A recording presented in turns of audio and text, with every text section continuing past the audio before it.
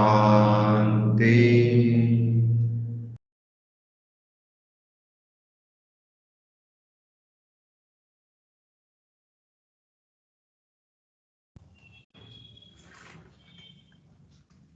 शुरू करें। इसका क्या 91 पेज 91 है।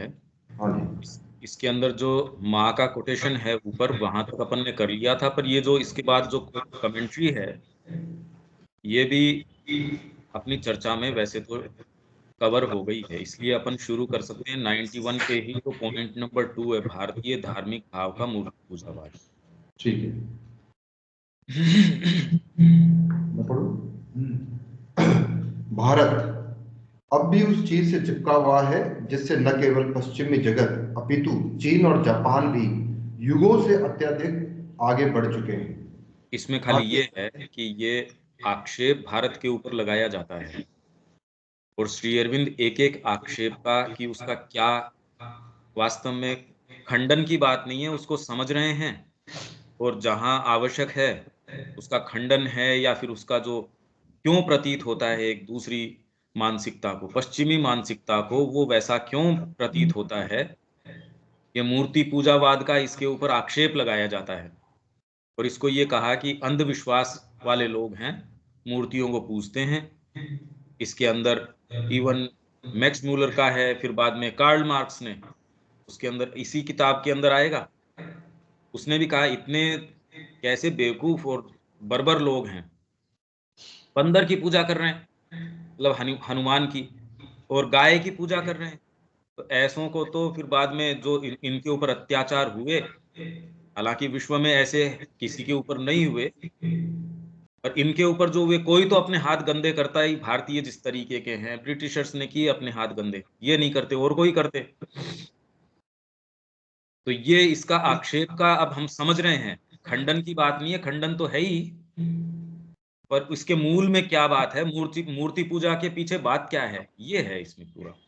ठीक है, भारतीय धर्म उन पुण्य कर्मों के आचरण से भरा एक अंधविश्वास है जो आधुनिक मनुष्य के स्वतंत्र प्रबुद्ध लौकिक मन के लिए घृणास्पद है। इसके नित्य कर्म इसे सभ्यता की सीमा से सर्वथा निकाल बाहर कर देते हैं। यदि इसने अपने अनुष्ठानों को शिष्ट रूप से चर्च के रविवार के समारोह, विवाह और अंत्येष्टि संस्कारों तथा भोजन से पूर्व की प्रार्थनाओं तक ही सीमित रखा हुआ तो कदाचित इसे मानवीय और सहन करने योग्य माना जा सकता है, पर अपने वर्तमान स्वरूप में यह आधुनिक जगत की एक अत्यंत युग विरोधी वस्तु है। इसे 30 सदियों से कभी माफ नहीं किया गया। साफ नहीं किया गया। अच्छा, साफ नहीं किया गया। यह मूर्ति पूजावाद पैगनिज्म है। यह एक सर्वथा अपरिशोधित मूर्ति पूजावाद है। पवित्रीकरण की अपेक्षा मलिनता की और इसकी प्रवृत्ति जगत के धर्मों की श्रेणी में इसके लिए अतुल्य रूप से सबसे नीचा स्थान चुनती है। इसका एक चातुरीपूर्ण उपचार प्रस्तावित किया गया है। यूरोप में ईसाईयत ने मूर्ति पूजावाद को ध्वस्त किया था। अतएव चूंकि संशयवादी स्वतंत्र विचार की कोई अविलंब या अत्यंत द्रुत विजय एक ऐसा सुखद एवं आकस्मिक परिवर्तन होगा जो सर्वथा व्यवहारक नहीं लगता, व्यवहार्य नहीं लगता, व्यवहार्य नहीं लगता, ये आक्षेप व्यवहारिक नहीं है। नहीं, व्यवहारिक नहीं। देखो ये सेंटेंस थोड़ा उलझा हुआ है, मैं इसको शुरू से बता ही देता हूँ। ये सेंटेंस आप थोड़ा सा सेंटेंस को देखते चलिए, और मैं इसको शुरू से ही सेंटेंस आपको, क्योंकि ये सेंटेंस नहीं तो आप गलत समझ जाएंगे। इसको पूरा पढ़ इसमें लेते हैं। आक्षेप जो पहले पेज 91 के ऊपर है वो तो ठीक है, उसके ऊपर है भारतीय धर्म उन पुण्य कर्मों के आचरण से भरा एक अंधविश्वास है जो आधुनिक मनुष्य के स्वतंत्र प्रबुद्ध लौकिक मन के लिए घृणास्पद है। लौकिक जो आज का जो मन है उसके लिए बहुत घृणास्पद चीजें हैं ये पुण्य कर्मों का आचरण, ऐसे अंधविश्वास से भरा हुआ है कि अरे ये तो बिल्कुल घृणास्पद चीज है। इसके नित्य कर्म, नित्य कर्म आप जानते हैं क्या? जो पहले जैसे त्रिसंध्या करना, फिर बाद में जो जो जो यहाँ शौच का तो जबरदस्त नियम था। आप पानी के लिए एक अलग स्थान है तो उसमें ऐसे नहीं प्रवेश कर सकते पुराने घरों में। अब तो कोई लेन देन ही नहीं है, अब तो हर जगह तो जूता पहन के जा रहे हैं, हर जगह हर चीज है। पहले जो नित्य कर्म है इसके, स्त्रियां ये इस दिनों पे ये काम नहीं कर सकती, इधर ये नहीं कर सकती। आज तो यही तो लड़ाई चल रही थी वहां से, जो इतने सारे एक्टिविस्ट खड़े हुए थे मंदिरों के अंदर, इनका प्रवेश क्यों नहीं है, इस तरीके से क्यों नहीं है। तो ये जो नित्य कर्म है इसे सभ्यता की सीमा से सर्वथा बाहर कर देते हैं। यदि इसने अपने अनुष्ठानों को शिष्ट रूप में चर्च के रविवार के समारोह, विवाह और अंत्येष्टि, मेरी आवाज रिपीट होती है,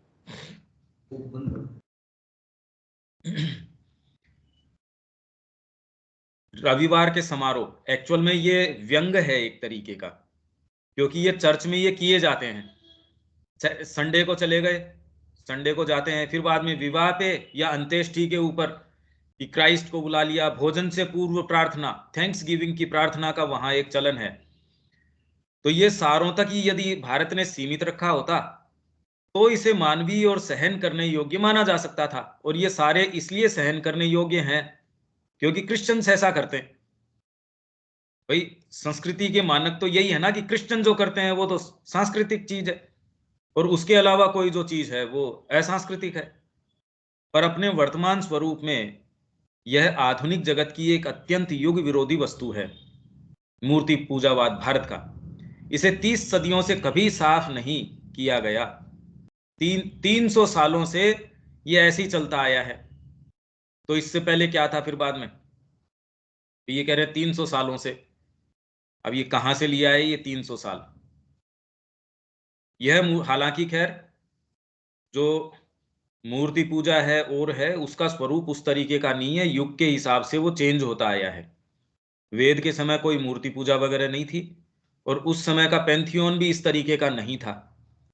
वेद में जो देवगण है, देव समूह है, वो जो पुराण देव समूह है उससे अलग है। वेदों का देव समूह प्रकृति से उठाया गया है, जिसके अंदर वायु है, इंद्र है, वरुण है, मित्र है, भग है, अर्यमा है, सोम है, सूर्य है, ये सारे के सारे। और जैसे ही पुराणों के अंदर प्रवेश हुआ, उसका एक बहुत डीप कारण है, आगे आ भी जाना चाहिए, वो साइकोलॉजिकल हैं। वेदों के अंदर जो देव समूह है बाद में उसके फंक्शन भी चेंज हो गए। सरस्वती के अंदर उन्होंने नदी के रूप में ले लिया उसको, नदी से सरस्वती उठा लिया। तो वहां जो वेद के अंदर सरस्वती का फंक्शन है वो पुराण की जो सरस्वती है उसके फंक्शन से अलग हो गया। आप ये फॉलो कर पा रहे होंगे मैं जो बोल रहा हूं, या कोई बात इसके अंदर नहीं बैठ रही? हेलो? हाँ सही है। सही है। हाँ, तो ये जो मूर्ति पूजावाद है ये भी, भाई ये प्रश्न आना चाहिए, 3 सदियों से कभी साफ नहीं किया गया, तो ये क्या मतलब है इस बात का? तो इससे पहले और जो मंदिर की उपासना वगैरह शुरू हुई ये भी बुद्ध के आने के बाद है। ये इससे पहले जो मंदिर का कल्चर है वो इस तरीके का कल्चर नहीं था यहाँ पे। ये भी तो जो कई ये कहते हैं कि ये मंदिर हैं, ये बौद्ध मंदिर हैं, वो बिल्कुल ठीक बात है। उससे पहले मंदिरों का एज सच कल्चर, यहाँ तो यज्ञाग्नि थी घर घर के अंदर, जो हवन है, अनुष्ठान है, ये थे। मंदिर उपासना जो है उसका जो वर्तमान स्वरूप है उस तरीके का नहीं, और वो युग के हिसाब से परिवर्तित होता आया है अलग अलग समय के अंदर, अलग अलग। और देवता भी, ये जो मूर्ति पूजावाद है ये देवता भी अलग अलग हुए हैं और इनके फंक्शंस, ये तो बहुत डीप स्टडी की, इनफैक्ट ये तो एक डीप साइकोलॉजी में जाने की बात है कि क्यों ऐसा हुआ। ब्रह्मा विष्णु महेश की जो ट्रिनिटी है, त्रिमूर्ति है, जो पुराण के अंदर उदय होके आई वो पहले वेद के अंदर नजर नहीं आती। और जिस तरीके से वेदों के अंदर इनका रूपक लिया गया है ब्रह्मा विष्णु महेश का, उसके फंक्शंस अलग हैं। और इनकी शक्तियां जो हैं ब्रह्मा विष्णु महेश की, जो पुराणों में, अब दुर्गा है, दुर्गा के जितने हाथ दिखाए जाते हैं प्रकृति में तो कहीं ऐसे हाथ का हमको कोई नजर नहीं आता। गणेश जी का जो जो सूंड लगा रखी है ऐसा तो कोई हमको नजर नहीं आता। तो बाद के जितने भी रूप इन्होंने लिए वो प्रकृति से नहीं लिए, साइकोलॉजी से लिए। देवताओं का जो स्वरूप चेंज हुआ है वेद के अंदर सीधे प्रकृति से उठाए इन्होंने। नदी, पहाड़, वायु, जल, ये अग्नि, सबसे प्रधान देवता अग्नि। तो ये सारा अंतर इसके अंदर आ गया और धीरे धीरे पुराणों के बाद में और रूप चेंज हो गया। अब जो है, अब हम किस तरीके से करते हैं, हालांकि जितना भी तंत्र है, तंत्र और पुराण, ये हम जीते उसी के आधार के ऊपर हैं, पर जो मानसिकता है मनुष्य की वो चेंज हो गई। तो इसलिए आज जो पद्धति है, जो श्री अरविंद ने निरूपण किया है, वो अलग है। यह मूर्ति पूजावाद पैगनिज्म है। यह एक सर्वथा अपरिशोधित मूर्ति पूजावाद है, अपरिशोधित, जिसको शुद्ध नहीं किया गया। पवित्रीकरण की अपेक्षा मलिनता की ओर इसकी प्रवृत्ति जगत के धर्मों की श्रेणी में इसके लिए अतुलनीय रूप से सबसे नीचा स्थान चुनती है। सबसे घटिया लोग हैं। हालांकि खैर अब ये वाली बात इतनी प्रचलन में नहीं है। जिस समय श्री अरविंद ये बात कर रहे थे उस समय भारतीय आध्यात्मिकता का जितना आज प्रवेश है उस समय इतना प्रवेश नहीं था। अब ये बातें नहीं है, अब तो हर देश के अंदर भारतीय मंदिर हैं। यूक्रेन के अंदर ये कह रहे हैं इस्कॉन का मंदिर, उन्होंने कहा कि जी इनका अनुष्ठान है, इस साइड बमबारी नहीं कर सकते। तो उन्होंने कहा हाँ ठीक है, नहीं तो वहां क्या मतलब इस बात का, दोनों देश इस बात से तो मतलब ही नहीं है। तो भी उन पूरा ध्यान रखते हैं, सेना पूरा ध्यान रखती है ना भाई इधर गोलाबारी नहीं, इस साइड इनका आरती वगैरह का समय। कौन सा ऐसा देश लगभग बचा है जिसके अंदर की भारतीय सारी चीजों ने इतना डीपली प्रवेश न किया? कोई लगभग ही ऐसा नहीं है। और जो इतने एन्चांटेड नहीं हो हमारी इन सारी चीजों से, इतना पसंद करने लग गए। तो इसलिए श्री अरविंद जो कह रहे हैं आज, पर फिर भी यदि हम इसको डीप डाउन नहीं समझे, प्रश्न तो आज भी वैसा का वैसा, मूर्ति पूजा करनी चाहिए नहीं करनी चाहिए। भाई आज की जो इंटेलिजेंसिया है वो तो पहले वाले से और भी नीच हो चुकी है। वो तो कहते भावना ही सर्वोपरि है। आप क्या मूर्ति को अभिषेक कर रहे हो, क्या कपड़े पहना रहे हो, इसके अंदर आपको कहते दकियानुसी। तो ये तो हमको डीपली इसको समझने की आवश्यकता है। इसका एक चातुरीपूर्ण उपचार प्रस्तावित किया जाता है। अब आपको धीरे से क्या कहते हैं ये, कि तुम हमारे जैसे बन जाओ, क्रिश्चियन बन जाओ। यूरोप में ईसाइयत ने मूर्ति पूजावाद को ध्वस्त किया था। जो पुनर्जागरण का पीरियड आया था यूरोप के अंदर, वो तो आप जानते होंगे, रिनासा का पीरियड आया था, रेनेसांस आई थी वहां पे। तो पुराने सारे ढांचों को उन्होंने नेस्तनाबूद कर दिया, सब मिटा दिया। रीजन का जब युग आया, रिनासा आई, वहां आई, और उसके अंदर ये हुआ कि बच्चे को भी पानी के साथ, नहाने के पानी के साथ बच्चे को भी फेंक दिया, मतलब भूसे के साथ कॉर्न भी फेंक दिया उन लोगों ने। यहां ऐसा कभी नहीं हुआ। तो ये कह रहे हैं यूरोप में ईसाइयत ने मूर्ति पूजावाद को ध्वस्त किया था। अतएव चूंकि संशयवादी स्वतंत्र विचार की कोई अविलंब, मतलब फटाफट, जल्दी या अत्यंत द्रुत विजय एक ऐसा सुखद या आकस्मिक परिवर्तन होगा, ये तो भारत में लगता नहीं कि ऐसा हो पाएगा। ये कह रहे हैं कि इतना ज्यादा बड़ा डिसाइसिव चेंज है कि हमको नहीं लगता इसके साथ होगा, ये भारत में नहीं हो सकता। ये आक्षेप लगाया जा रहा है हमारे ऊपर, व्यंग किया जा रहा है, स्टेटमेंट नहीं है ये सार्कास्टिक तरीके से है। वो ये कह रहे हैं ये इतने बर्बर, इतने बदतमीज लोग हैं कि जो काम ईसाइयत ने यूरोप में किया, वो स्वतंत्र विचार, संशयवाद, स्केप्टिसिज्म की कोई भी धारा यहां भारत में लगता नहीं कि इतनी अविलंब, त्वरित तरीके से, द्रुत तरीके से इतना सुखद और आकस्मिक परिवर्तन। जैसे हम कहते हैं यार ये तो आदमी बड़ा घोर तामसिक है, एकदम से आकस्मिक परिवर्तन तो इसमें क्या होगा। तो ये एक सार्कास्टिक तरीके से है, ये स्टेटमेंट नहीं है। हम अज्ञान युक्त, कलुषित और अपवित्र हिंदुओं को सलाह दी गई है, आ गया ना, ये व्यंग कर रहे हैं ये। और व्यंग नहीं, वैसे तो अगर डीप डाउन देखो तो बहुत भारी बात है। हमें कुछ समय के लिए ईसाइयत जैसी युक्ति विरोधी व बेचारी अपने वर्तमान स्वरूप में है को स्वीकार कर लेना चाहिए। इसी काम को करता रहा वो। मैक्स म्यूलर जो है उसका आगे अगले ही पेज के ऊपर पत्र आने वाला है, हम उसको यूनिवर्सिटीज में पढ़ा रहे हैं। हमारे कई लोगों को तो ये पता ही नहीं था, उन्होंने कहा ये तो बहुत अच्छा आदमी है। विवेकानंद जी ने भी कहा कि बड़ा अच्छा आदमी है ये तो श्री अरविंद सामने लेके आए रहे, ये तो प्रायोजित तरीके से सत्यानाश कर रहा है इसका। हर पेज के पैसे मिलते थे उसको। पर बाद के अंदर जब इनके अंदर लड़ाई हुई, क्योंकि कभी करार तो इन्होंने करना सीखा ही नहीं और उस पर खरा उतर तो सकते नहीं, तो इसके अंदर इनकी लड़ाई हो गई कि जितने तुमने हमसे तय किए थे उतने नहीं दे रहे, तो उसने अपने पत्र जो है वो बाहर निकाल दिए, तो वो सामने आ गए। हालांकि प्रत्यक्षवादी बुद्धि के विपुल प्रकाश में वह अंधकार में और विकृत दिखाई देती है। हमारे जैसी तो ईसाइयत नहीं होगी हिंदुस्तान के अंदर, फिर भी अब जितनी भी हो उतनी ठीक है भाई। जितने ये बदतमीज लोग हैं हिंदू या जो भारत के, थोड़ी बहुत भी ईसाइयत हो जाती है तो बहुत अच्छी बात है। तो प्रायोजित तरीके से यहाँ की शिक्षा को कैसे तोड़ा जाए, यहाँ की कमर, वो तो ये आपके ऊपर एहसान करने के हिसाब से कर रहे थे सारा काम कि इनको थोड़ा सा सभ्य बनाया जाए।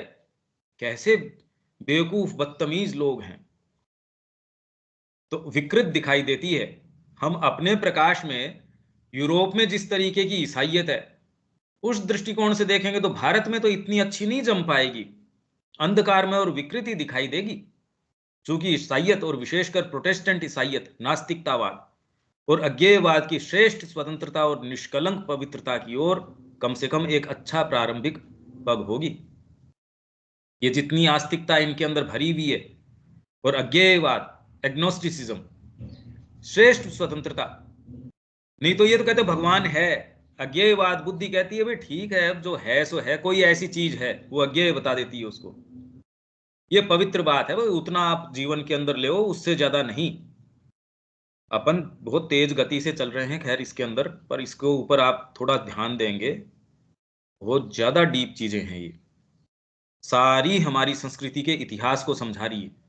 आप इवेंट्स को इतिहास मान लेते हैं जबकि उसके पीछे की ये मानसिकता है और वो किसके ऊपर आधारित है, ये यदि हम नहीं समझे तो इवेंट्स तो इसके आउटकम हैं। इवेंट्स को हम इतिहास मानते हैं, उसके पीछे की मानसिकता को इतिहास मानते नहीं। ये प्रॉब्लम है, इसलिए इतिहास का हमको पता नहीं चलता। परंतु दुर्भिक्ष के समय बड़ी संख्या में धर्म परिवर्तन करने पर भी, दुर्भिक्ष 122-23 सालों के अंदर 43 सोचे समझे दुर्भिक्ष थे। यहां 43 दुर्भिक्ष अकाल आपके पड़ रहे हैं, और भयंकर तरीके के, जिसके अंदर कितने कितने करोड़ यहां की जनता है खत्म हो गई अकाल के कारण और इनकी पॉलिसीज के कारण। ये पूरा लेख अपन ने लिखा अपनी वेबसाइट के ऊपर है, ये रिसर्जेंट की वेबसाइट के ऊपर बड़ा लंबा अपन ने काम करके ये सारा डाला है। 43 इन्होंने कैलकुलेट किए, 43 123 साल करीब के अंदर। आप कल्पना कीजिए हर 2, 2.5, 3 साल के अंदर, और इतना भयंकर दुर्भिक्ष अगर आ रहा हो किसी देश के अंदर, तो आपके जो ग्रंथ है उनको किसी भी ब्राह्मण को पैसे दे दिए, अब भूख मरता बेचारे, उससे जो अनुवाद करवाना है अनुवाद करवा लिया, जो लिखवाना है सो लिखवा लिया। क्या देखो आपके ही लोगों ने इतिहास लिखा है, ये भूख मरते किया उसने ये काम।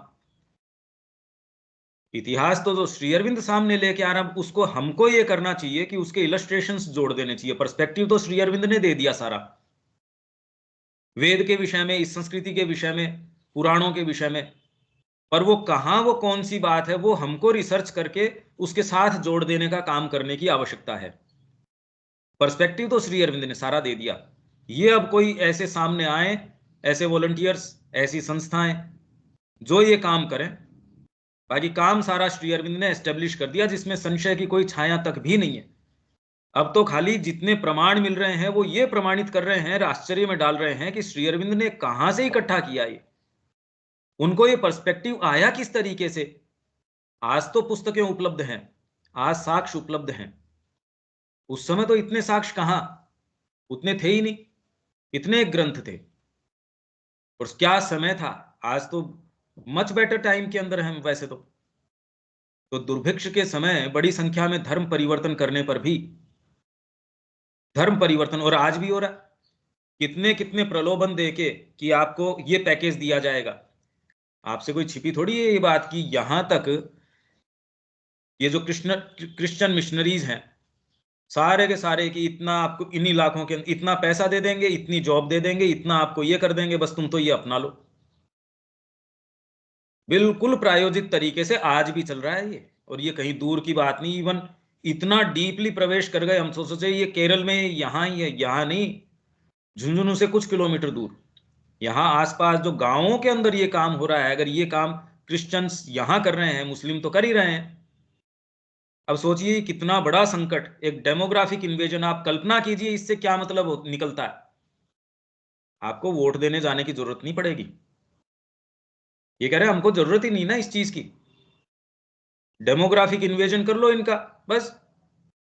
ऑलरेडी अगर ये माइनॉरिटी के अंदर हैं तो हमारे ऊपर इस तरीके से कर रहे हैं, इनको तो कोई आवश्यकता नहीं है फिर बाद में प्रायोजित तरीके से ये कर रहे हैं और हम आंख बंद करके बैठे हैं।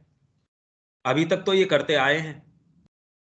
तो ये क्या कह रहे हैं कि दुर्भिक्ष के समय बड़ी संख्या में धर्म परिवर्तन करने पर भी यदि इस छोटे से परिणाम की भी आशा न की जा सके तो कम से कम हिंदू धर्म को किसी न किसी प्रकार अपने को शोधित कर लेना होगा।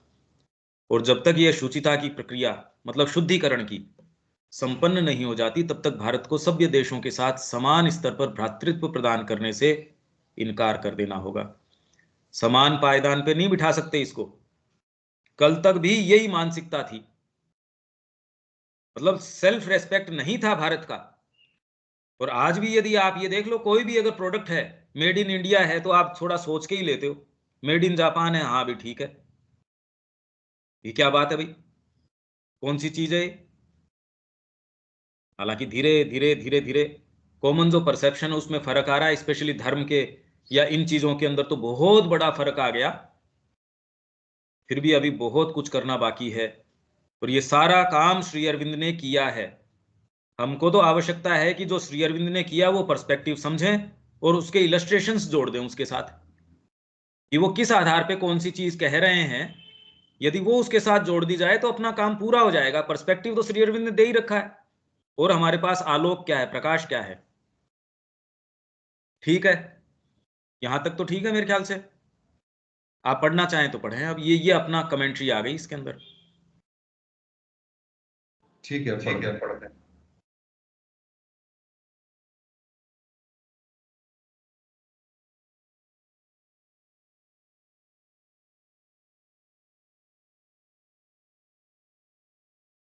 मैं पढ़ूं?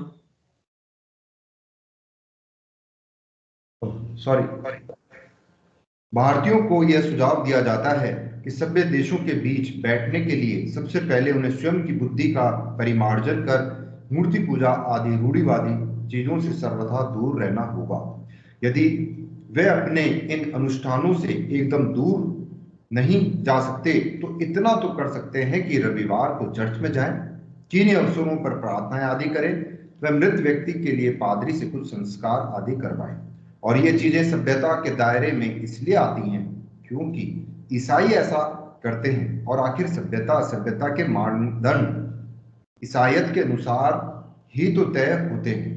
भारतीय संस्कृति के प्रति यह धारणा आम रही है कि यह एक असभ्य लोगों की जाति है जिसे सभ्य बनाया जाना आवश्यक है, क्योंकि ये लोग इंद्रिय गम्य प्रत्यक्ष चीजों के बजाय अप्रत्यक्ष चीजों को, सूक्ष्म लोगों आदि को ही सत्य मान लेते हैं और प्रकृति की शक्तियों का देवीकरण या मूर्तिकरण करके किन्हीं काल्पनिक चीजों की ही पूजा करने लगते हैं। अतः इनसा बड़ा मूड कोई और नहीं हो सकता।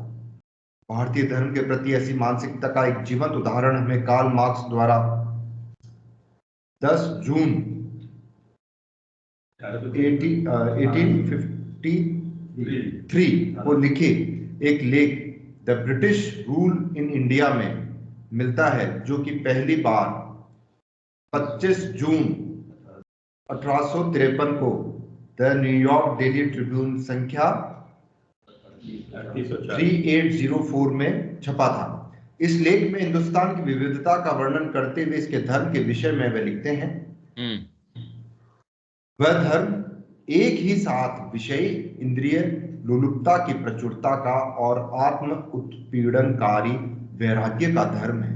उसमें लिंगम भी है, जगन्नाथ का रथ भी, वह योगी और भोगी दोनों का ही धर्म है। इसके आगे आक्रांताओं, विशेषकर अंग्रेजों द्वारा भारत पे किए अत्याचारों के विषय में लिखते हैं। ये लंबा है, ये पत्र जो है, ये मैंने जो संख्या इसके अंदर दी है, आप इसके ऊपर इंटरनेट पे डालेंगे आपको पूरा मिल जाएगा। तो यहाँ जो कोट अनकोट के अंदर दिया और अब दूसरा कोट अनकोट आएगा, यहाँ ये बीच में अपन ने लिंक किया है, इसके आगे जो यहाँ से है ना, इसके आगे आक्रांताओं विशेषकर अंग्रेजों द्वारा भारत पर किए गए अत्याचारों के विषय में भी लिखते हैं। तो ये बाकी ये है लंबा, आप इसको खोज सकते हैं, ये तो तुरंत उसके अंदर से निकल आएगा। ठीक है, और आप इसको पढ़ के देखिए, इससे एक आम मानसिकता पूरे विश्व की, अरे भाई ये लोग जो अब कार्ल मार्क्स ने कह दिया तो पूरी एक मानसिकता को रिप्रेजेंट कर रहा है। तो पूरे विश्व में क्या मानसिकता थी भारत के विषय में, वो आपको इन लेखों से, इन चीजों से पता लगती है। तो ये क्या कह रहे हैं, किंतु इस बात में कोई संदेह नहीं हो सकता कि हिंदुस्तान पर जो मुसीबतें अंग्रेजों ने ढाई, वे हिंदुस्तान ने इससे पूर्व में जितनी मुसीबतें उठाई थी उनसे मूलतः भिन्न और अनंत रूप से अधिक तीव्र किस्म की हैं। मतलब यहाँ जो पीड़ाएं इन्होंने करी अंग्रेजों ने, वो बिल्कुल अलग तरीके की थी। जो तकलीफें उन्होंने और देशों के अंदर दी, यहाँ वाली उससे भिन्न तरीके की थी और बहुत ज्यादा उससे तीव्र थी। ठीक है, आगे चलिए। इसके बाद किस प्रकार अंग्रेजी शासन ने यहाँ की सारी व्यवस्था को ही नष्ट भ्रष्ट किया, इसका वे अपने तरीके से लंबा ब्यौरा देते हैं, परंतु अपने लेख का उपसंहार वे इस प्रकार करते हैं कि निसंदेह जो यातनाएं अंग्रेजों ने हिंदुस्तान पर ढाई वे अमानवीय हैं, परंतु फिर भी जैसे असभ्य लोग हिंदुस्तानी हैं, उन्हें तो आखिर किसी न किसी प्रकार सभ्य बनाने की आवश्यकता थी ही। वे लिखते हैं, हमें यह नहीं भूलना चाहिए कि इन छोटी छोटी बस्तियों को जात पात के भेदभाव और दास्ता की प्रथा ने दूषित कर रखा था कि मनुष्य बस्तियां क्यों बोल रहे हैं ये, क्योंकि यहाँ एक कॉमन राष्ट्र का कॉन्सेप्ट एज सच नहीं था, छोटे छोटे संप्रदाय, और ये इसकी विशेषता है। इसी को भारत ने एक छत्र राज जो है कभी भी होने नहीं दिया, इन्वेजन स्वीकार कर लिया। और इसको तो बेचारे को सेंस ही नहीं है कि यहाँ हजारों स्कूल्स ऑफ थॉट पल रही फूल रही है, यहाँ इतनी योग पद्धतियां हैं, इतनी चिंतन धाराएं हैं, छोटी छोटी जो है संस्कृतियां हैं, छोटे छोटे इसके अंदर अपनी मान्यताएं हैं, धर्म हैं। तो ये कह रहे छोटी छोटी बस्तियों को जात पात के भेदभावों और दास्ता की प्रथा ने दूषित कर रखा है। कि मनुष्य की परिस्थितियों को सर्वसत्ताशाली स्वामी बनाने की बजाय उन्होंने उसे बाह्य परिस्थितियों का दास बना दिया था, कि अपने आप विकसित होने वाली एक सामाजिक सत्ता को उन्होंने एक कभी न बदलने वाले स्वाभाविक प्रारंभ का रूप दे दिया था, और इस प्रकार उन्होंने एक ऐसी प्रकृति पूजा को प्रतिष्ठित कर दिया था जिसमें मनुष्य अपनी मनुष्यता खोता जा रहा था। मनुष्य का अधोपतन इस बात से भी स्पष्ट हो रहा था कि प्रकृति का सत्ताशाली स्वामी मनुष्य घुटने टेक कर वानर, हनुमान और गौ शबला की पूजा करने लगा। कामधेनु का नाम है ये। बाकी ये देखो, हमारा सबसे ऊंचा ये है हनुमान। गली गली के अंदर मंदिर, हर व्यक्ति जो है हनुमान चालीसा का पाठ कर रहा है। उसको यदि एक संस्कृति के अंदर एक व्यक्ति ये कह रहा है कि इससे नीचे, इससे घटिया और क्या हो सकता है, सर्वसत्ताशाली स्वामी, इससे क्या मतलब निकलता? आप अगर एक एक शब्द के ऊपर ध्यान दें और उस मानसिकता को समझें, क्योंकि ये नहीं कि हर कोई आदमी कह रहा है, अगर कार्ल मार्क्स कह रहा है, ऐसे नहीं कि विचारक नहीं है, सोच समझ के बोल रहा है कि सर्वसत्ताशाली स्वामी, प्रकृति का ये सबसे ऊंची चीज है। तो वो मनुष्य है घुटने टेक कर हनुमान, वानर हनुमान की पूजा कर रहा है, गौ शबला की पूजा करने लगा था। इसलिए यह सच है कि हिंदुस्तान में इंग्लैंड ने निकृष्टतम उद्देश्यों से प्रेरित होकर सामाजिक क्रांति की थी और अपने उद्देश्यों को साधने का उसका तरीका भी बहुत मूर्खतापूर्ण था। किंतु सवाल यह नहीं है। अब आइए मूल बात। तो ये अब क्या कह रहा है, उपसंहार है ये। तो बीच में उसने बड़ा लंबा जो है वर्णन किया, उसने किस किस तरीके से यहाँ तकलीफें ढाई, अंग्रेजों ने यहाँ क्या क्या यातनाएं दी, क्या क्या किया, उसका ब्यौरा दिया उसने लंबा। ये आप अपने समय से इसको खोल के देखना, ऐसे रेफरेंसेज हैं ये हमारी आंखें खोलते हैं। पर ये कह रहा है सवाल ये नहीं है, सवाल यह है कि क्या एशिया की सामाजिक अवस्था में एक बुनियादी क्रांति के बिना मानव जाति अपने लक्ष्य तक पहुंच सकती है? यदि नहीं, तो मानना पड़ेगा कि इंग्लैंड के चाहे जो गुनाह रहे हों, उस क्रांति को लाने में वह इतिहास का एक अचेतन साधन था। सचेतन रूप से उसने ये काम न किया हो तो भी जो इतिहास के अंदर कोई भी शक्ति है जो आपको एडवांस कर रही है पूरे विश्व को, उसने इसको इंग्लैंड को काम में लिया। और इसलिए इनके ऊपर जो अत्याचार है उस शक्ति का ये तो अचेतन साधन मात्र है इंग्लैंड। तो आप सोचिए ये क्या कह रहा है, आप इसकी बात को समझने की कोशिश कीजिए। और हम कोई अलग नहीं समझ रहे, हम भी आज भी बैठ के कोई विशेष अंतर नहीं आया। अभी सारे हम अभिभूत हैं उसी शिक्षा से, उसी बात से। पश्चिमी आलोके की क्यों, पश्चिमी शिक्षा और उसकी संस्कृति के बाहरी आकर्षण से अतिशय रूप से अभिभूत और सम्मोहित, और उसी के रंग में रंगे भारतीय भी अपनी धार्मिक परंपराओं, मूर्ति पूजा आदि को पोंगापंथी बताकर अपने आप को उन सब से ऊपर समझने में गर्व महसूस करते हैं। और ऐसा करने में उन्हें लगता है कि वे अब विकसित हो गए हैं। भाई हमको ये अगर कह दिया जाए कि हमको एक नई शिक्षा पद्धति लागू करनी है श्री अरविंद के आलोक में, अब कैसे करें?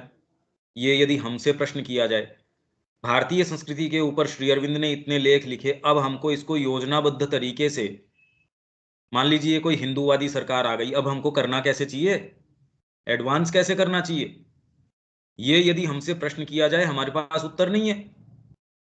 तो इसलिए उसी भाषा के अंदर जो विश्व में जो चल रही है वैसे ही अभी वर्तमान सरकार भी उससे ज्यादा कर रही है। यदि हम देखें तो क्या प्लान है हमारे पास, हिंदुत्व को हमने कहां तक रिड्यूस कर दिया। श्री अरविंद का नाम जरूर लेते हैं पर वो पद्धति, इवन जो हम लोग हैं उनसे यदि ये अपेक्षा रखी जाए कि बताओ अब इसके सूत्र शिक्षा में किस तरीके से इसको लागू करें, हम मैनेजमेंट के अंदर इसको, राजनीति के अंदर किस तरीके से लागू करें, हमारे अपने बस विचार हो सकते हैं, बाकी हमारे पास किसके पास कोई प्लान है? कुछ नहीं। भाई हम इतनी मीटिंग्स देख रहे हैं, सारी ये हो रही हैं, पर ये मूलभूत प्रश्न कहाँ? और इसका उत्तर कोई दे ही नहीं रहा कि शिक्षा के मतलब क्या होने चाहिए, अब आगे के डिटर्मिनेंट्स कौन कर रहा है, अपन तो देखते नहीं। एक्चुअल शिक्षा अब क्या होनी चाहिए और किस तरीके से होनी चाहिए। आगे जो श्री अरविंद की पद्धति है, माँ की पद्धति है, उन्होंने इतने सारे जो पर्सपेक्टिव दिए हैं। हम तो अभी अगर भारतीय संस्कृति भी पढ़ रहे हैं तो उसकी अब क्या, अगर ये प्रश्न किया जाए, कुछ नहीं। हमारे पास क्या रोड मैप है? कुछ नहीं। वही कोई एक विचार है पुराने, वो दलने के लग रहे हैं। हम देख लो, अभी कोई अगर हमसे ये पूछा जाए कि राष्ट्रीय स्तर के ऊपर शिक्षा नीति हम लागू करना चाहते हैं, वैदिक शिक्षा लाना चाहते हैं, अब क्या प्लान है जी इसका? वही वेद मंत्र करना शुरू कर दो, वही करना शुरू कर दो, तो उससे तो नहीं होगा। वो तो कितने गुरुकुल में प्रयास कर रहे हैं, वो राष्ट्रीय स्तर के ऊपर वो चीज आ भी नहीं सकती। आज के युग में कितनी प्रासंगिक है, कितनी क्या है, कितना बड़ा विहंगम इसके लिए दृष्टिकोण चाहिए, किसके पास है? राजनीति में क्या बदलाव आना चाहिए, प्रशासन में क्या आना चाहिए, किस तरीके से आना चाहिए? कुछ नहीं। क्या प्लानिंग है हमारे पास? और इसके लिए हम कहेंगे विशेषज्ञ को बुलाओ। अब विशेषज्ञ कौन है? इस यूनिवर्सिटी में पढ़ा है, कोई साधक है आश्रम का, उसको तो बेचारे को क्या ज्ञान। तो कॉमन मानसिकता आप ये देख लीजिए। विडंबना यह है कि मैक्स म्यूलर जैसों को ही, जिनका एकमात्र प्रायोजित उद्देश्य भारतीय संस्कृति को किसी भी प्रकार मलिन करके उसके देशवासियों को उनकी मूल संस्कृति से दूर करके ईसाई धर्मांतरण के लिए मार्ग तैयार करने का रहा है। मैक्स म्यूलर के बारे में तो इन्होंने प्रशंसा कर दी, अब बताओ, जो कि इस संस्कृति को तोड़ने का प्रयास कर रहे हैं। इतना खैर समय रहा भी नहीं, विवेकानंद जी के पास इतना कहाँ समय रहा, किस उम्र में तो चले गए, कहां से तो वो पढ़ते, और फिर भी उनको इतना डीप पर्सपेक्टिव था कई चीजों का। तो पर वेद के विषय में उन्होंने कुछ नहीं कहा। जैसे कई चीजों के बारे में जानबूझ के उन्होंने अपनी वाणी को मौन रखा, जैसे ओकल्टिज्म है उसके बारे में वाणी मौन रखी, कई चीजों के बारे में वाणी मौन रखी उन्होंने, जो एक्सपेक्टेड ही है। ओकल्टिज्म जानबूझ के उन्होंने गुह्यवाद के विषय में उन्होंने कहा ना ना, ये चीज अलार्म कर देगी पश्चिम की मानसिकता को और मेरे को काम करना है, इसलिए सोच समझ के इस विषय को उन्होंने टच ही नहीं किया। जबकि यहां ये तो प्रवेश का द्वार है। हमने पढ़ा था लाइफ डिवाइन के अंदर 5-4 क्लास पहले, ये प्रकृति ने ये 4 धाराएं अपनाई, रिलीजन, ओकल्टिज्म, स्पिरिचुअल फिलोसॉफी और स्पिरिचुअल एक्सपीरियंस। कि कोई सुप्रीम रियलिटी के पास प्रवेश करने के लिए ये 4 धाराएं इसने अपनाई। आप चाह के भी इनको हटा नहीं सकते, ये प्रकृति की धाराएं हैं। रिलीजन, ओकल्टिज्म, इसके ऊपर उन्होंने अपने कुछ कहा नहीं। एकमात्र श्री अरविंद ने ये जो काम किया है, और किसी ने, आप सारा पढ़ के देख लीजिए, हमको अब ये चाहिए कि श्री अरविंद ने जो पर्सपेक्टिव दिया है उसकी डिटेल्स, उसके इलस्ट्रेशंस उसके साथ यदि जोड़ दिए जाए, उसको व्यवहार संगत कर दिया जाए, तो बहुत जबरदस्त काम हो जाएगा। पर्सपेक्टिव सारा है। वेदों के पंडित और भारतीय संस्कृति के परम हितैषियों के रूप में मानकर उनके द्वारा लिखी पुस्तकों का, उनके द्वारा मलिन करके प्रस्तुत किए गए भारत के इतिहास का आज भी अध्ययन अध्यापन जारी है। ये बताओ कितनी एक विडंबना है। हमारा जो यहां कमर तोड़ने वाला व्यक्ति है, रीढ़ की हड्डी को तोड़ने का जो प्रयास है, उसको हम पढ़ा रहे हैं। इससे ज्यादा और विडंबना। और श्री अरविंद की स्वीकार्यता लोगों को न तो समझ में, अगर उनको कह दिया जाए कि वेद के ऊपर श्री अरविंद की ये है, जनरली टच ही नहीं करते कोई ये इन चीजों को, क्योंकि बिना इनिशिएट हुए आप कर नहीं सकते ये काम, अगर आप साधना में प्रवेश न करें तो। इसलिए इसकी स्वीकार्यता भी कहीं है ही नहीं लगभग, कि श्री अरविंद ने भी वेद के ऊपर कोई काम किया है। बहुत कम क्वार्टर्स में ही ऐसा मिलता है, और है तो भी यदि वो पांडित्य के स्तर पे एकेडमिक्स के अंदर देखेंगे, अब वो तो श्री अरविंद तो कहने टोटल ये अध्यात्म परक है। अगर आपने कभी इसको थोड़ा बहुत पढ़ा हो, अपना वैदिक युग है, वैदिक एज जो अपनी पुस्तक है, उसमें एक चैप्टर है 13 नंबर का, सबसे मोटा वही है। उसके अंदर पूरा वर्णन ये है कि ये टोटल अध्यात्म परक है। ये कोई बाहरी चीज नहीं है। मैक्स मूलर के वे पत्र प्रकाश में आ चुके हैं जिनसे यह स्पष्ट होता है कि स्वयं मिशनरी न होते हुए भी उनका कार्य मिशनरी भाव से प्रेरित था। यहां हम केवी पालीवाल की पुस्तक Max Muller a secular Christian missionary and distorter of the Veda, Hindu Writers Forum New Delhi 2006 का ये प्रकाशन है, कि कुछ अंश प्रस्तुत करते हैं जिनसे हमें यह तथ्य बिल्कुल स्पष्ट हो जाएगा। ठीक है, अब आप पढ़िए।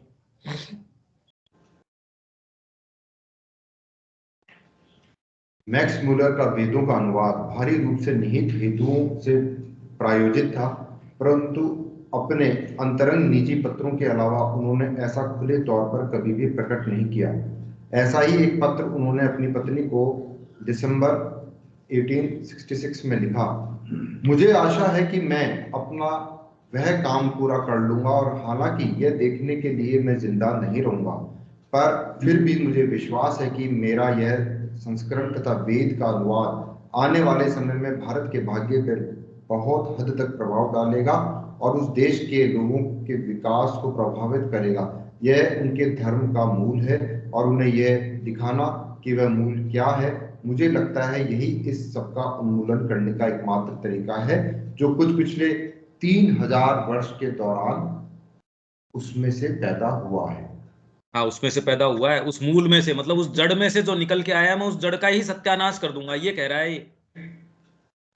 मतलब इसकी जड़ है वो वेद है, इसका उन्मूलन मतलब जड़ से उखाड़ने का इस पौधे का एक ही तरीका है, मैं ये काम कर दूंगा। हालांकि मैं तो इसको देखने के लिए जिंदा नहीं रहूंगा, पर ये काम मैं कर जाता हूं। हम इसकी प्रशंसा कर रहे हैं, ये हमारे जड़ों को उखाड़ने का काम कर रहा है। हालांकि खैर बाहरी तरीके से तो ऐसा लगता है कि इसने सफल तरीके से कर दिया, वेद को कोई टच थोड़ी कर सकता है। ये तो भारत के लिए भी एक बहुत बड़ी गंभीर बात है, और पूरे विश्व के लिए भी। अगर ऐसा हो सके तो बहुत ज्यादा, फिर तो कोई आशा क्या है पूरे विश्व के पास, यदि वेद का उन्मूलन हो जाए तो। आगे। इस पत्र से 10 वर्षों पूर्व मैक्स मूलर द्वारा लिखे गए एक दूसरे पत्र से उसके क्रिश्चियन मिशनरी हेतुओं के संबंध में कोई संशय शेष नहीं रह जाता। 15/8/1853 को 25/8/1856 को मिस बंसल वो लिखते हैं, अंतिम कब्जे के बाद भारत के इलाकों को विजय करने का काम समाप्त हुआ। अब इसके बाद धर्म और अध्यात्म के क्षेत्र में संघर्ष होगा, जिसमें निश्चय ही राष्ट्रों को दिलचस्पी लगी हुई है। ईसाईयत के लिए भारत इतना तैयार है जितने रोम या ग्रीस भी सेंट पॉल के समय भी तैयार नहीं थे। मैं वहां 10 साल काफी शांति के साथ रहकर भाषा सीखना चाहता हूँ, संगी साथी बनना चाहता हूँ, और तब मैं देखूंगा कि मैं उस कार्य में भाग लेने हेतु उपयुक्त था या नहीं जिस कार्य से भारतीय पुरोहित वर्ग की पुरानी बदमाशी को उठाकर फेंका जा सके तथा सरल ईसाई शिक्षा के प्रवेश का मार्ग खोला जा सके, ऐसा प्रवेश जो यह शिक्षा प्रत्येक मानव हृदय में पाती है, जो पुरोहितों की जालसाजी की सामर्थ्य से तथा दार्शनिकों के मति भ्रम पैदा करने वाले प्रभाव से मुक्त हो। जो कुछ भी भारत मूल में पैदा होता है वह शीघ्र ही पूरे एशिया में छा जाता है। अतः ईसाईयत की प्राण शक्ति अपने आप को अन्यत्र कहीं इतने भव्य रूप से चरितार्थ नहीं कर पाएगी जितनी कि वहां भारत में, जहां संसार उसे पुनः एक बार उदय होते देखेगा। हालांकि पश्चिम में इसका जो रूप है उससे बिल्कुल भिन्न रूप में, किंतु फिर भी अपने सार रूप में यह वैसा ही होगी। वैसी ही होगी, मतलब ईसाईयत जो भारत में होगी, हालांकि उतनी प्योर अच्छे रूप में तो नहीं होगी भी जितनी यूरोप के अंदर हमारे पास यहाँ ईसाईयत है, उतनी बढ़िया तो वहां नहीं हो सकती, पर फिर भी। और भारत में इसलिए आवश्यक है क्योंकि भारत केंद्र है, जो भी भारत में होगा एशिया में तुरंत वो चला जाएगा। और इसके अंदर ये जो बात है, ये जो भारतीय पुरोहित वर्ग की पुरानी बदमाशी, ये ट्रेस बैक कर रहे हैं वेद तक। इसके अंदर अब ये क्या कह रहे हैं, क्योंकि अग्निमंत्र के अंदर भी आप देखो तो वो शुरू के अंदर अग्निमंत्र कहता है अग्नि मीणे पुरोहितम, अग्नि को ही पुरोहित बता रहे हैं वो तो।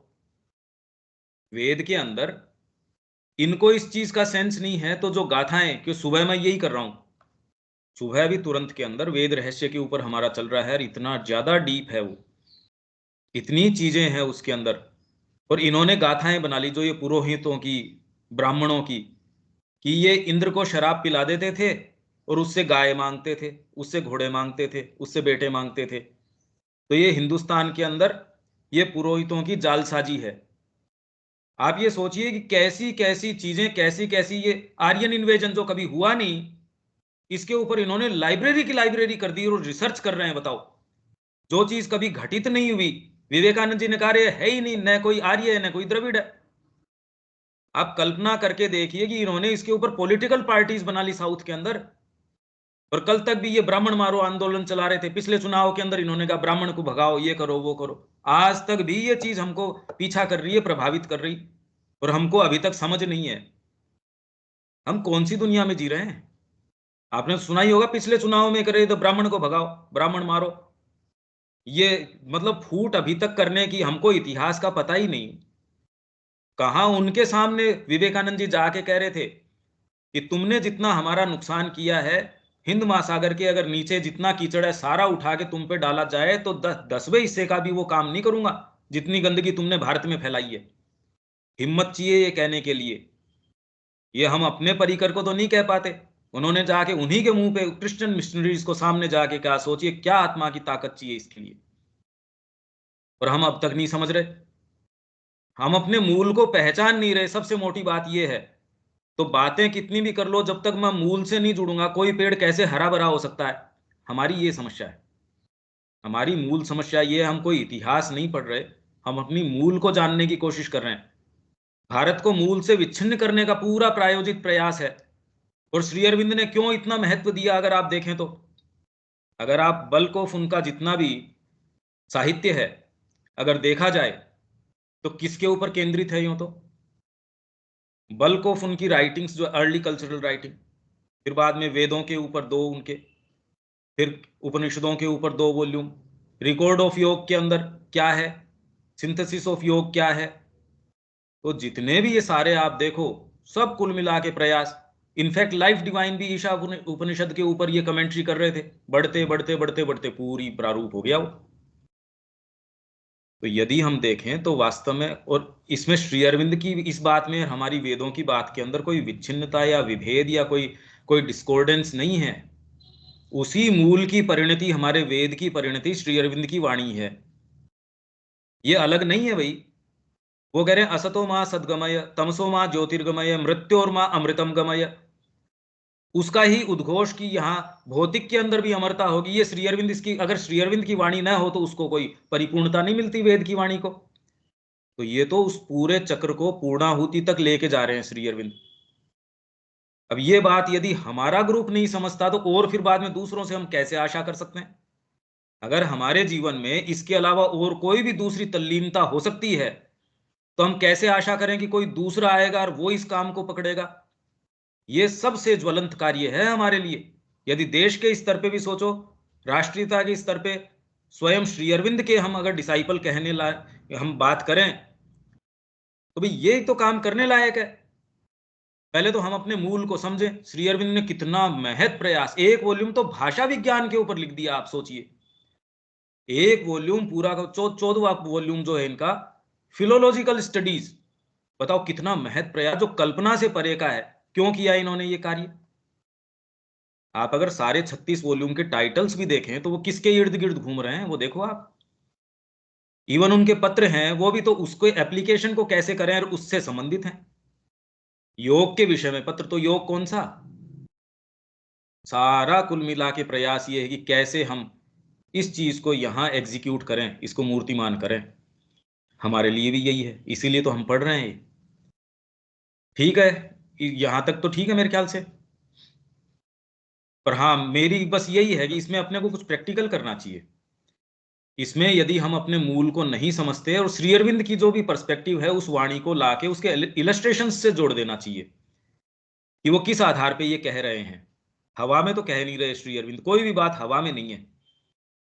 तो उसके इलस्ट्रेशंस यदि हम जोड़ सकें, कोई भी वॉलंटियर्स आइए इसके अंदर सामने और ये काम कीजिए, और सत्र या चर्चा, तो उसका कोई प्रैक्टिकल स्वरूप क्या है? श्री अरविंद की शिक्षा ऐसे चालू करो, उनके जो सूत्र हैं कि एक्चुअल में देश के अंदर ये चीजें होनी चाहिए, उनको सामने लाना चाहिए। मतलब इसको प्रैक्टिकली यदि हम नहीं करते तो और किससे आशा करेंगे? और कौन करेगा? हम यदि नहीं करेंगे तो और कौन करेगा, ये बताइए।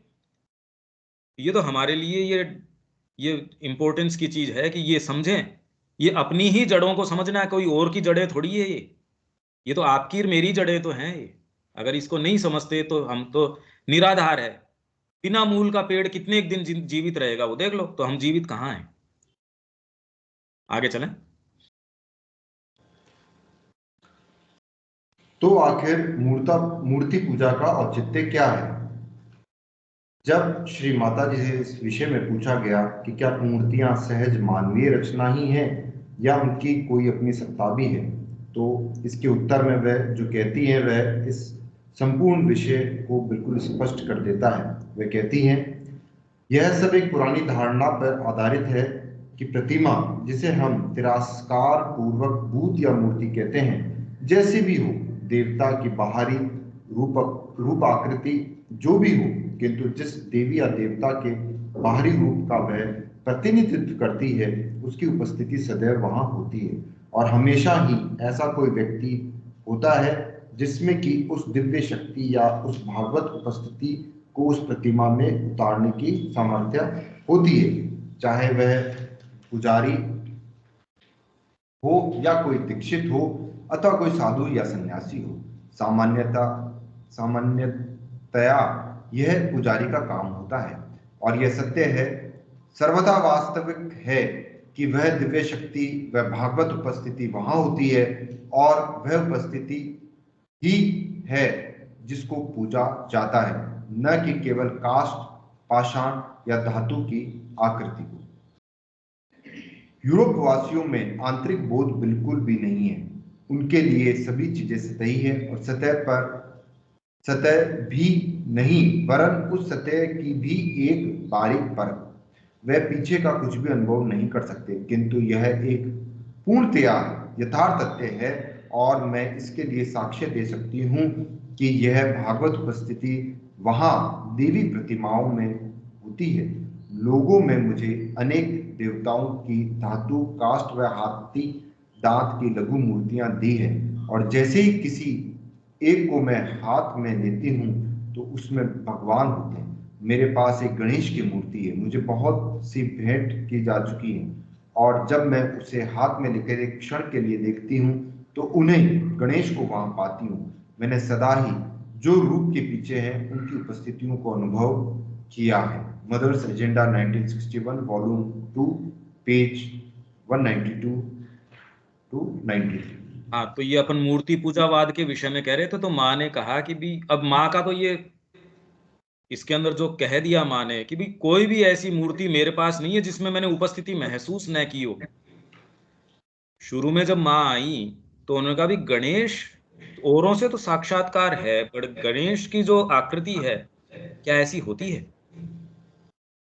तो रात को फिर बाद में उन्होंने कहा मेरे को हल्की सी टिकलिंग महसूस हुई कि कोई मेरे को ऐसे टिकल कर रहा हो। मैं उठी तो छोटे से गणेश जी वो टिकलिंग कर रहे थे, उनके थोड़े नाराज से कि आपको लगता है कि मैं नहीं हूं, मैं अनरियल हूं। तो माँ ने कहा इतने स्वीट थे कि उस दिन के बाद से मैंने अपनी टेबल पे हमेशा गणेश जी की मूर्ति तो रहती थी। फिर आश्रम के पास गणेश जी का मंदिर बनवाया, हमेशा से उनका फिर बाद में काफी घनिष्ठ संपर्क रहा। अब ऐसे के अंदर यदि कोई तिरस्कार करे भारतीय संस्कृति का कि मूर्ति पूजावाद, भाई आप तो उसकी रियलिटी जान गए, ये बात है ना।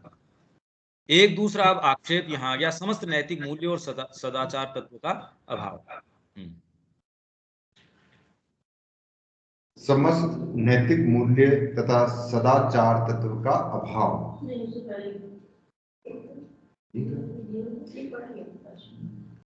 प्रसंगवश तर्कहीनता के इस आरोप और इसकी साथी मूर्ति पूजा के आरोप का समर्थन करने के लिए हमारे तथा हमारी धार्मिक संस्कृति के विरुद्ध हम एक तीसरा तथा अधिक अनिष्टकारक अभियोग लगा हुआ पाते हैं। वह है समस्त नैतिक मूल्य और सदाचार तत्व का अभाव।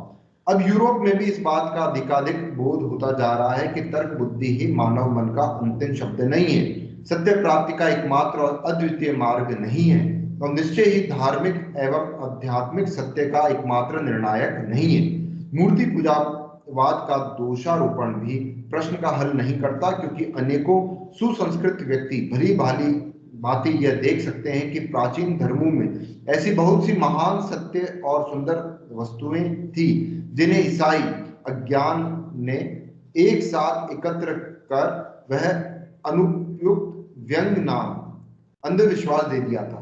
नहीं, जगत इन उच्च प्राचीन ब्रह्मचारों एवं बाह्य एवं प्रेरणाओं मतलब आप जो अनुष्ठान करते हो वो बाह्य आचार को होकर पूर्ण रूप से लाभान्वित हुआ है, परंतु मनुष्य का वास्तविक आचरण कैसा भी क्यों ना हो, और इस संबंध में सामान्य मनुष्य सच्चे पर सर्वथा प्रभाव शून्य, उचित, आदर योग्य, भावी नैतिक मानव और अपने आप को धोखा देने वाले अर्ध कपटी फारिसी का अपूर्ण मिश्रण है। कोई भी व्यक्ति अपूर्व मिश्रण है। अपूर्व मिश्रण। कोई भी व्यक्ति सदैव एक नैतिक अनुराग की दुहाई दे सकता है। सभी धर्म नैतिकता की ध्वजा को ऊंचा उठाते हैं और शास्त्र विरोधियों, समाज विद्रोहियों और दोषदर्शियों को छोड़कर सभी लोग, चाहे धार्मिक विचार के हों या सांसारिक विचार के, अपने जीवन में उस उच्च आदर्श का अनुसरण करने या कम से कम उसे स्वीकार करने का दावा करते हैं। अतएव यह अभियोग लगभग सबसे अधिक हानिकारक आरोप है कि किसी धर्म पर लगाया जा सकता है। अपने आप बने हुए इस अभियोग पक्षीय न्यायाधीश, जिसकी कठोर समालोचना की हम जांच कर रहे हैं, बिना संकोच और संयम के ऐसा आरोप लगाता है। आर्चर की बात कर रहे हैं ये। विलियम आर्चर ने सबसे पहले ये जो आक्षेप लगाए, इसको श्री अरविंद ने एक ऐसा सुयोग माना कि चलो इसको मैं लेके, हालांकि आर्चर को जवाब देने की मेरे को आवश्यकता नहीं है, पर उन्होंने एक वो सुअवसर अपने सामने प्रस्तुत पाया कि भारतीय संस्कृति के विषय में दूसरा दृष्टिकोण, यूरोपीय दृष्टिकोण को ऐसा क्यों लगता है। अगर श्री अरविंद ये मौका नहीं लेते तो हमारे सामने ये रहस्य ही निकल के नहीं आते। इसलिए वो कह रहे हैं कि जो ये अभियोग पक्षीय न्यायाधीश, अपने आप न्यायाधीश बन बैठा है ये आर्चर, और आक्षेप लगा रहा है बिना संकोच और संयम के, मतलब बेशर्मी से ऐसे आरोप लगाता जा रहा है। ये कैसे कैसे आरोप कर, पहली बात तो ये आरोप समझना ही हमारे लिए बड़ा मुश्किल है। तो आप अपने समय से एक एक आरोप को, जैसे एक एक आरोप अपने टेबल के ऊपर रख लीजिए और अपने समय से मेडिटेट अपॉन कीजिए कि बात क्या है। ये इतने सतह पे नहीं है ये आरोप कि क्यों ऐसा भारतीय संस्कृति के विषय में उस दृष्टि को, और हम कोई अलग नहीं है। हम अपने आप को भारतीय कहें, इसके लिए एक ग्राउंड की आवश्यकता है। अभी तो हम अभिभूत हैं उस दूसरी वाली दृष्टिकोण से। तो इसने आविष्कार किया है, मतलब उसने, आर्चर ने। इसने आविष्कार किया है कि हिंदू धर्म कोई ऊपर उठाने वाला या यहाँ तक कि नैतिक दृष्टि से उपयोगी धर्म भी नहीं है। यदि उसने सदाचार की चर्चा की है तो नैतिक शिक्षा को उसने कभी अपने एक कार्य के रूप में नहीं घोषित किया है। जो धर्म नैतिक शिक्षण के कार्य का संपादन किए बिना सदाचार की अत्यधिक चर्चा कर सकता है, वह एक ऐसे वर्ग स्क्वायर जैसा प्रतीत होता है जो चतुर्भुज होने का दावा नहीं कर सकता। पर इस बात को जाने दें, यदि हिंदू स्थूलतर पश्चिमी बुराइयों से अपेक्षाकृत अधिक मुक्त है, और ऐसा अभी तक है केवल और केवल तभी जब तक कि वह ईसाईयत को अपनाकर या और किसी तरह से सभ्यता के घेरे में प्रवेश नहीं करता। या तो इसका कारण यह नहीं है कि उसके स्वभाव में कोई नैतिक प्रवृत्ति है, वरन यह है कि वे बुराइयां उसके मार्ग में आती ही नहीं। उसकी समाज व्यवस्था ने जो धर्म के दिव्य और मानवीय सार्वभौम और व्यक्तिगत तथा नैतिक और सामाजिक विधान के बर्बर विचार का पर आधारित है और हर बिंदु पर इसी के ऊपर अवलंबित है, उसे नैतिकता का त्याग करने के अवसर प्रदान करने की मूर्खता पूर्वक अनदेखी की है, जो पश्चिम सभ्यता द्वारा इतनी उदारता के साथ प्रदान किए गए हैं। फिर भी हमें शांति पूर्वक बताया जाता है कि हिंदू धर्म का संपूर्ण स्वभाव, जो कि जाति का स्वभाव है, सभी विभत्स और अस्वास्थ्यकर वस्तुओं की और विषादमय प्रवृत्ति को ही सूचित करता है। हाँ, ये इसमें खैर कुल मिला के ये कह रहे हैं कि इसके मार्ग में ये समस्याएं आती नहीं हिंदू के, ये इससे ऊपर उठ गया, वो वाली बातें नहीं है, इसके बेचारे के मार्ग में आती नहीं।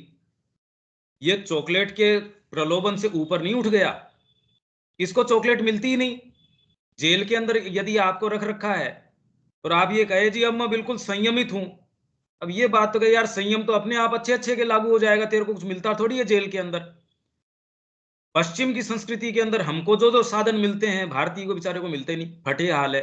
अब उसके अंदर वो ये कह रहा है कि मैं संयम के अंदर हूं, नैतिक आदर्श हैं, ये हैं वो हैं। इसको टेस्ट ही नहीं पता, यहां इसको सुख सुविधाएं है ही नहीं, इसलिए नैतिक होना कितना आसान है इनके लिए। समाज की व्यवस्था इस तरीके की है, ना पर स्त्री जो है वो तो मातृवत है। अब इसको क्या सेंस इस बात का? तो इसलिए, और आज देखो जिस तरीके की बातें करी जा रही है, आप तो इससे वाकिफ हैं ही, कैसे हमारे जो निम्न प्रकृति है उसको उघाड़ दिया गया, उसको लेजिटिमेट करवाया जा रहा है, मूवीज बनाई जा रही हैं इसके ऊपर कि हाँ ये आप काम करो ना, क्या दिक्कत है। इसमें लेजिटिमेट बता रहे हैं, हाँ बच्चा ये करता है, इसको सेक्स एजुकेशन देनी चाहिए, ये वाली देनी चाहिए, वो देनी चाहिए, और सारे के अंदर कोई रोड मैप नहीं है इनके पास। धीरे धीरे सारा प्रयास ये है कि आपकी निम्न प्रकृति को लेजिटिमेट कैसे किया जाए। आप मूवीज के अंदर देख सकते हैं, सारी चीजों में ये प्रयास देख सकते हैं, और इनके पास कोई योजना नहीं है कि आपका आगे विकास कैसे होगा, और इसके मानक हम देख सकते हैं। और बाहर विदेशों के अंदर धीरे धीरे धीरे धीरे ऐसे छोटे छोटे बस्तियां, ऐसे छोटे छोटे स्कूल जहां वो बिल्कुल भारतीयता अपना रहे, वो इससे ऊब चुके हैं, और जो इससे रूप निकल के आते हैं, अरे भाई आप अपनी निम्न प्रकृति को उखाड़ोगे उसमें तो दुर्गंध आएगी। अगर हायर प्रकाश मेरे पास है नहीं उस दुर्गंध को टैकल करने का, तो वो प्रकृति तो आपके ऊपर हावी हो जाएगी। ये सेंस नहीं है। और अब इसके लिए भाई हम तो सीधे इस पे आए, अब व्यावहारिक स्वरूप क्या हो इसका, खाली अब चर्चा तो मान लीजिए कर ली हमारे ग्रुप ने बैठ के, अब करें क्या इसका पर। खैर पहले तो ये है कि इस मुद्दे को तो समझें। तो आप अपने समय से ये जो आक्षेप ये लगा रहा है, पहले तो इसको समझो, ये क्यों नजर आता है इस तरीके से ये संस्कृति के अंदर, और फिर बाद में इसका कारण क्या है डीप उसका, क्योंकि ये हमारी अपनी ही साइकोलॉजी को समझना है, कोई और कोई अलग बात नहीं है ये। इससे हम अपने ही विषय में सचेतन होंगे, और फिर बाद में हमको एज ए ग्रुप किस तरीके से इसको प्रैक्टिकली इंप्लीमेंट करना चाहिए। ये अगर आपके सामने, मेरे सामने ये प्रश्न हो कि भाई ये समस्या समझ में आ गई, समझ में तो आ गई, हाँ मेरे को पता चल गया आग लग रही है और मैं बाल्टी उठा के पानी डालने की ओर भाग नहीं रहा, तो इसका मतलब समस्या नहीं समझ में आई। तो और किससे अपेक्षा रखी जाएगी? अगर हमारा ही ग्रुप इसको हमको नहीं करता, और कौन करेगा? अगर हमारे मुद्दे अभी भी जीवन के अंदर और दूसरे हो सकते हैं, माँ पे अभी भी हमारा इतना पूर्ण विश्वास नहीं है, तो फिर बाद में तो ये चर्चा करनी बेमानी बात है। देखिए हमारे ग्रुप के लिए तो हमारे लिए ये है कि अब प्रैक्टिकल इसका इम्प्लीकेशन क्या होना चाहिए, बस बहुत सीधी बात ये है। पहले समस्या को समझें, निवारण अपनी चेतना में हो, और इसको फिर बाद में प्रसार के ऊपर लेके आया जाए। बहुत सीधी सीधी बात है। यहाँ विराम दे सकते हैं। किसी के कोई इसमें बात है, कुछ जोड़ना चाहते हैं कि कैसे कोई, बस इसको थोड़ा सा अपने को व्यावहारिक स्वरूप देना पड़ेगा, तो ये बात समझ में आएगी। नहीं कभी नहीं समझ में आ सकती कि कितनी डीप बात है ये। ओम कर लेते हैं।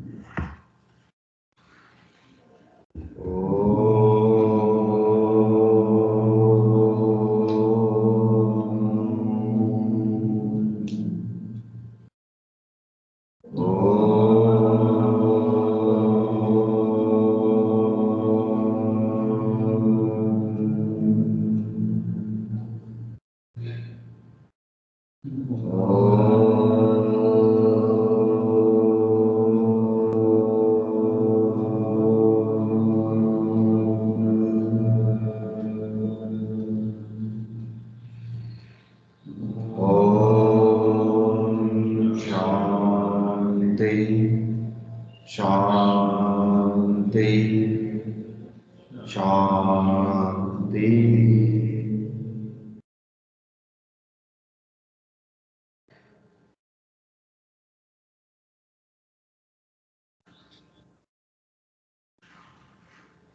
जय श्री राम। जय श्री राम।